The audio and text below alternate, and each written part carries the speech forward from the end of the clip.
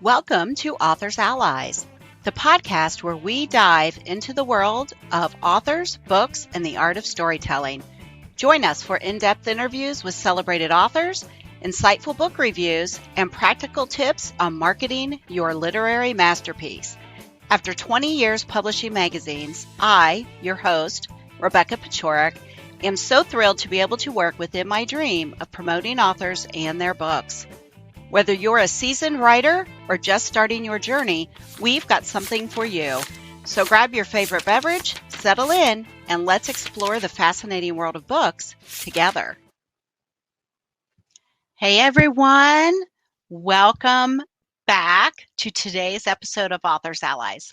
We are going to get a little spicy today, talking about something that may be just a wee bit unpopular.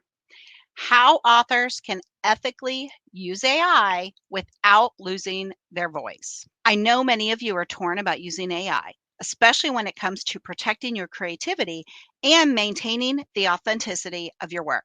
And you're absolutely right. Your story, your voice, and your book should always be yours, right? But here's the truth. AI is not here to replace us. It's here to help us. Think of it like a smart assistant that takes some of the marketing, admin, and brainstorming tasks off of your plate. This way, you have more time to do what you love. Write your stories. Do anything, actually. It gives you more time for everything else that isn't part of the marketing. In today's episode, we're going to talk about the ethical and creative ways you can use AI to save time, spark new ideas, and connect with your readers without compromising your art. Are you ready to dive in? Grab your cup of joe. Let's get started. How can authors ethically use AI without losing your voice? Tell me, on a scale of 1 to 10, how comfortable do you feel about using AI right now? I'd love if you let me know in the comments, or feel free to shoot me over a DM and just tell me how comfortable you are using it, and let's have a conversation about it. Remember, AI is a support tool. It's not a creative replacement. So, what are some things that you could do with AI? Here are a few ideas. Most of my authors come to me with complaints about not having enough time in order to do social media and newsletters. This is really where AI can shine for you. Using it as a marketing support to help with those products is a great idea. The other thing that AI can do is it can help you brainstorm ideas. A lot of authors will say that they may get stuck or have a little writing slump, and they're looking at a certain scene and they're just not sure kind of what to do next. You can have an actual back and forth little conversation with AI, particularly once you get it trained in your voice, that you can brainstorm some ideas that might help you get out of your little writing slump, right? That may help you be able to move your story along. So, brainstorming is perfect. You can help brainstorm book titles. You can use it to brainstorm blog post ideas. You can use it to brainstorm some of your launch campaign strategies. So, brainstorming is a really big way to be able to use AI in moving your author business forward. The ways with social media that you can use it are going to be things like caption writing, doing hashtag ideas, asking engagement questions. For instance, you could tell your AI to write a Facebook post to announce your book signing event. You could have AI ask various questions of your readers. The other thing you can do is have AI help you create carousels and slides.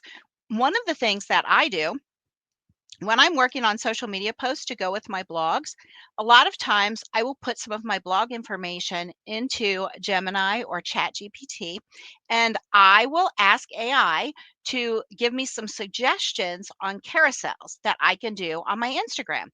And it will give me some suggestions, and then it will even tell me what to put on the carousel text portion. So you may have your post with the photo, and then it will give me some ideas on what to put on those specific slides. I always get a little bit lost on that, and I'm like, do I want to write this? Do I want to write that?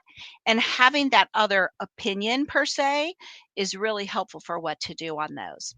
I also particularly like to use my ChatGPT when it comes to subject lines for emails. I want to get the highest open rate possible on my emails. And my emails average somewhere in a 30 to 40% open rate. So that's really good. In order to keep it up there, I need to have subject lines that are going to be really interesting.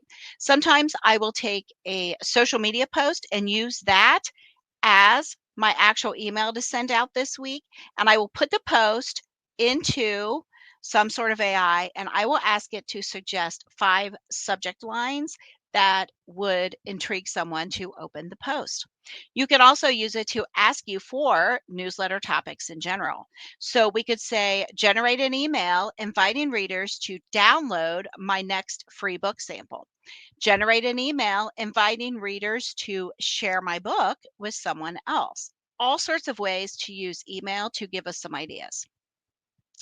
Again, the whole idea is that we are using it for 3 main things as an author. We're using it for brainstorming ideas, we're using it to help with our social media, and we're using it to help with our email. We are not using it to write a book.